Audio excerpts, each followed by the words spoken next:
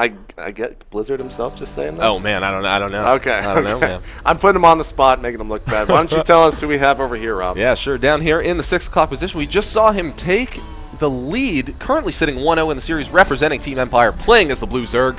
This is Violet. And over here, his opponent, playing for Team Complexity as the Red Terran, we have Hart.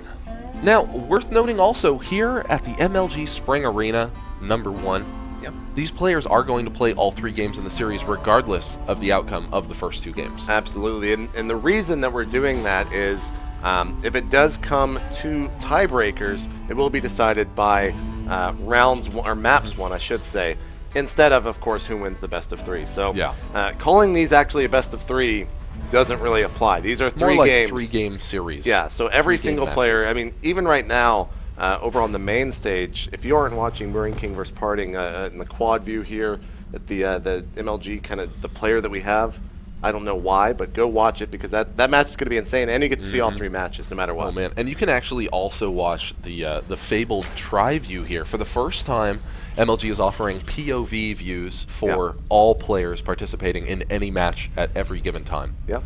So that means that you can literally be watching both Violet and Hart's screens right now while you watch this. Yep. And if you are actually watching, you can see that Violet right now will be going for that 15 hatch right there as the drone goes out right at 200 minerals like clockwork. And over here, we can see that Hart is already opening up pretty standard. Would not be surprised in the slightest if he is going to be going for that Hellion opening. That's the point in TVZ where you really get to see what the Terran is going to do. If he isn't going for a proxy Rax or a 2 Rax or anything like that, it is 99% of the time, unless his Terran opponent wants to lose, he's going to be going for Hellions. It's just so safe to do. Now, worth noting this time is that Hart actually hasn't added on his second refinery as quickly as he did before, so it could potentially mean that we're not going to see that 2 Banshee play come out quite as quickly, although we'll see exactly what he's up to. Of course, he adds on the second refinery exactly right now. And now, on the other hand, we have Violet throwing down that spawning pool. Yeah, the reason that he only stopped that at 55 is because he did not want to have it stolen by that drone, and that's something actually cancels it there as we skip away. That's something that Violet would do. He is very prone to do kind of sneaky stuff like that and really annoying things to your opponent to try to get that upper hand. Well, and for only a few minerals, I can know exactly what your options are, and I can annoy you, and I can see your base for a longer amount of time than just leaving my drone there. We saw the drone drop shortly after that, and if it had been an extractor, it certainly would have lasted longer. Absolutely, absolutely. So, as soon as this spawning pool finishes, you're going to see 2 queens being added onto the hatchery. And right now, we're kind of just going through the motions of TVZ. Violet's not going to be doing anything crazy here in the next couple minutes. He's basically just going to be droning up. Might throw down a Bane Nest if he is going for somewhat of a 2-base bust, but at the moment you probably see him stop droning so much and start producing some lings, and also start getting some more gas. So over here for Hart, he has thrown down that factory, and he will be getting those Hellions out, as well as expanding it just a little bit.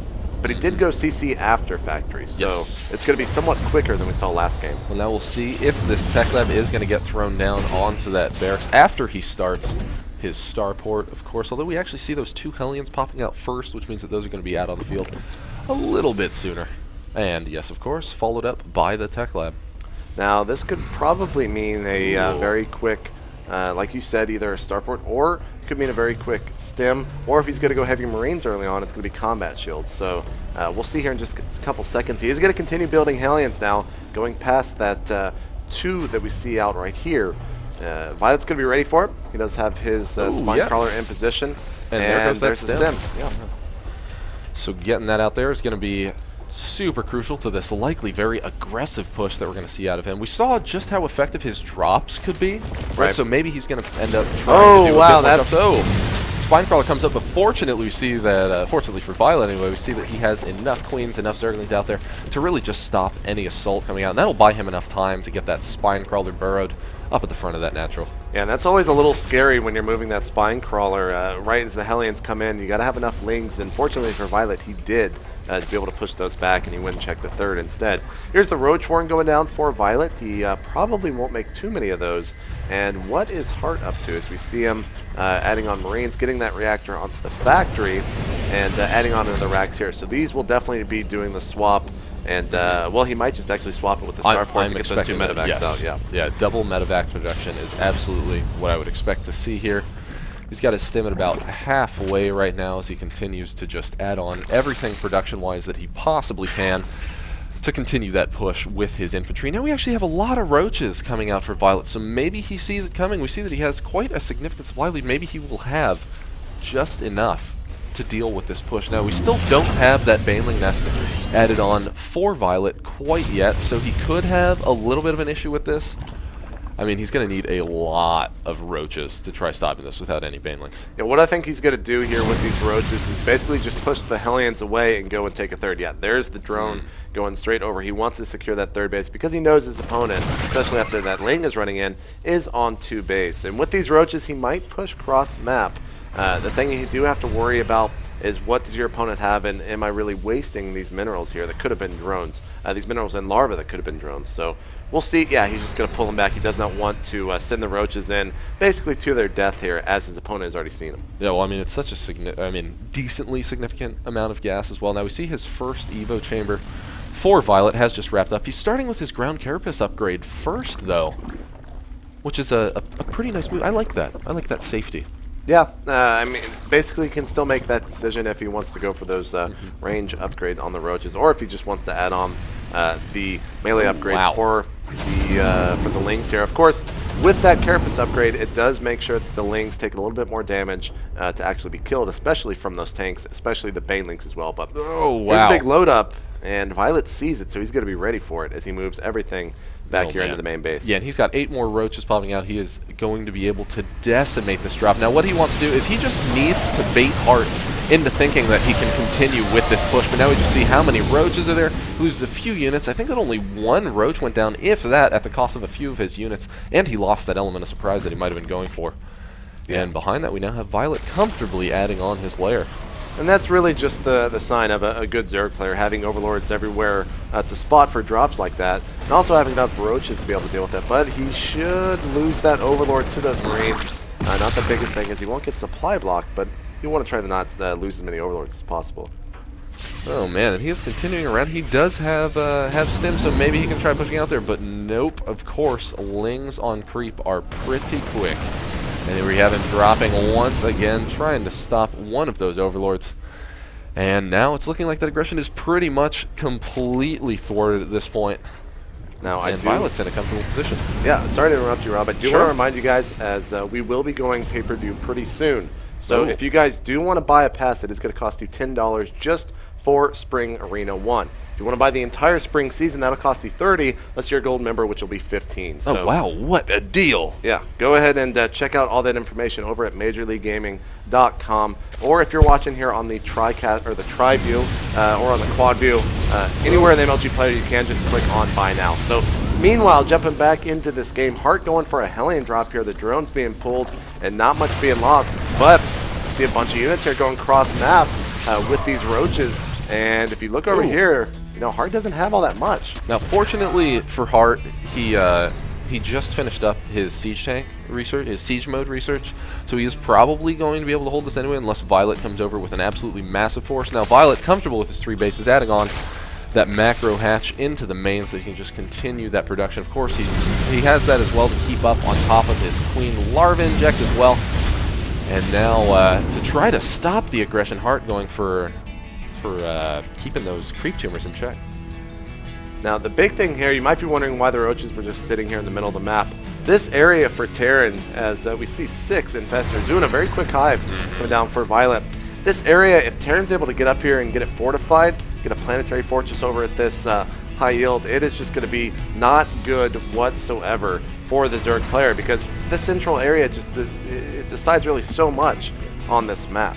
So we'll see here if Hart decides to push into it. Right now it's looking like he's just going to remain kind of pretty. We also see a Spire started over there for Violet, and Hart, you know, he's really not adding on all that much. And then now we see a second, oh no, okay, that'll be his first armory. Now, Violet, he's got together a pretty aggressive force here. And he's also starting to take that 4th base. He's going for the gold, as a matter of fact, because if he's able to get out there and secure that, Hart's going to have a much more difficult time dealing with that. So we see actually the infestors here using that fungal growth. They can stop any units from coming up the ramp and really slaughtering anything too quick. This drop should be going down, yep, as Hart loads it up immediately, as I mentioned that. And he's going to be going for a drop over here into the third base of Violet. And now we've got Violet setting up out into the center of the map, and really, he just needs to buy time, because if he's able to hold that base for much longer, Hart's just really going to be falling further and further behind. No, man, and now Hart's starting to move out with his units, but of course with all that creep out there and all of his fungal growths, really, Violet's in a great position to just kind of stop this. He's getting there, he's trying to land down the fungal growth, lands a few of them onto the Marines, and of course the Roach is following in for that quick cleanup. We don't see a lot of the focus fire going down onto the siege tanks, but I mean, Violet really just needs to buy time here. Yeah, and we see 30 Lings are going to be doing just that. Could land a good fungal there, but he wants to make sure he doesn't commit too much, and he is falling back. A drop here from Hart, as they were trying to take out those infestors in the retreat, but they did not do so. Here he goes, moving forward, but not doing so well. Oh man, and it's actually looking pretty decent for Hart at this point, able to push through that center and get out there. And it's looking like Violet's able to salvage a lot of his drones, although he will very likely lose that center base. So here goes the hatchery following here for Violet. And what is Hart really going to have to do? I mean, Hart's really going to have to just maintain that. He's actually going to have to do whatever he can to not lose to this huge run-by that's just about to happen. Oh man, and now he's actually getting in here, getting just a little bit distracted, but it's actually looking like the front of Hart's base is pretty exposed here. I'm surprised that he did not continue through with those Lings. Of course, he doesn't want to lose them, but really with just how exposed Hart's natural was there, he really could have gotten a lot of damage done. And now back over here, we see another drop coming out of Hart down onto the third, and Violet does a great job thwarting it. Yeah, that might have been what Violet fell back, and Hart is not done yet. He's going to continue to advance forward here. He does not want his opponent to get any more bases here, sticking on 3 with a big scan. Sees this entire force, he's trying to get in there before siege, and does do so, but he's just actually sacrificing these Lings and really getting so much for it, as we have 8 Broodlords about to pop. Oh man, that is a massive amount of Broodlords. Now, unfortunately, he lost a lot of his Zerglings, which means that he won't have a lot of the support that he probably needs to continue this aggression, but of course, behind that, he's adding on a lot more Zerglings. Now, in response, Hart knows that the Broodlords are going to be coming. He's adding on additional starports there so that he can really pump up that Viking production. Last game, he just didn't have the Vikings out to stop those Broodlords. Yeah, and you're going to see Hart fall all the way back. He is going to try and secure this base, but will not have any luck in doing so, as Violet is now controlling the center. And that command center should just fall here pretty quick to these Corruptors. I don't even know if he's going to be able to land that thing. Oh, yeah, and there the one Ling goes out to stop it, and of course the command center is forced to move back. Now that's a lot of Marauders out there in play, which means that that's just one more unit that is not going to be able to deal damage to those Corruptors or to those Broodlords. Now the Viking count just isn't high enough right now. We have all of those Broodlords laying down their siege damage from so far away, breaking through Hart's defensive line. Now there is a big drop over here in the main base, but Violet is somewhat ready for it with this unit. But no, he's going to have to fall back, and this could be really, really bad, as he could lose so much of his tech. Violet's really not committing to this attack just yet, so Hart is definitely still in this. If he can kill a lot of that tech, Violet's not going to be in a good situation at all. Oh man, but as long as Violet stays slow and steady with this push, he can absolutely just crush through Hart. He needs to get over to those production facilities and make sure that Viking count doesn't get too high. He really can't expose those Corruptors. They're really the last of his chance against all of these Vikings that are going to be coming out into play. Of course, there's 2 more Vikings coming out, but really right now, his last line of defense against the Vikings is just going to be these infested Terran. He needs to be able to get those over there. The Marauders, of course, doing their work, trying to stop them to the best of their ability as the Vikings continue to lay down fire. Now, the hive has been taken down back in Violet's base. Yeah, but so have the units of Hart there, and you can see right here that sure he's got these 3 Vikings, but with these infested Terrans, if he does not place those correctly, they're going to fall. But you know, almost all the Broodlords were taken out here. This is a very interesting situation. Just about. Really, the big issue here is that Hart just really doesn't have that much stuff left, right? Violet's got 164 to supply to Hart's 43. Right. And I mean, all of his production facilities falling down left and right, and Hart is forced to tap out, giving Violet a 2-0 lead in the series. Yeah, so the next map will be Entombed Valley. We'll get that hosted up in just a matter of moments. But remember that this is not a full-on best of 3. This is basically 3 games. So Violet's won 2. If you can take a third, that's going to be incredible. But if Hart still wins this 3rd game, he can have something positive come out of this match. It could still matter, because if it gets down to a tiebreaker, obviously the first thing that will decide your rank is going to be how you did in your matches. Right. The first important thing is going to be how many 2-0s did you take home. But if you're tied with somebody on your match score, then of course they're going to default to the map score. Right. And I mean, I get, who knows, right? In a round robin where you're playing against 7 other people, there's a pretty good chance that you're going to be tied with somebody. Yeah, absolutely. So, I really want to see what Hart's history is like. If we could pull up his full player card and see what his TVZ ratio is, I want to see if it's actually where it stands in his percentages, whether it's his worst, his best, or if it's the middle matchup. So, we'll see here in just a second or two. And you can see right here, actually, it is 68%. And for Violet, it's actually one of his worst. So maybe, like I said, it's one of those things where Terrans are just having a harder time dealing with that very quick Broodlord with the Infestor and the quick Ling.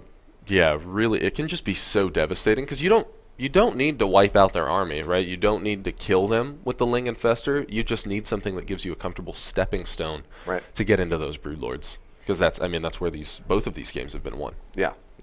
All right, so here we go. Now the countdown has been started for Entombed Valley.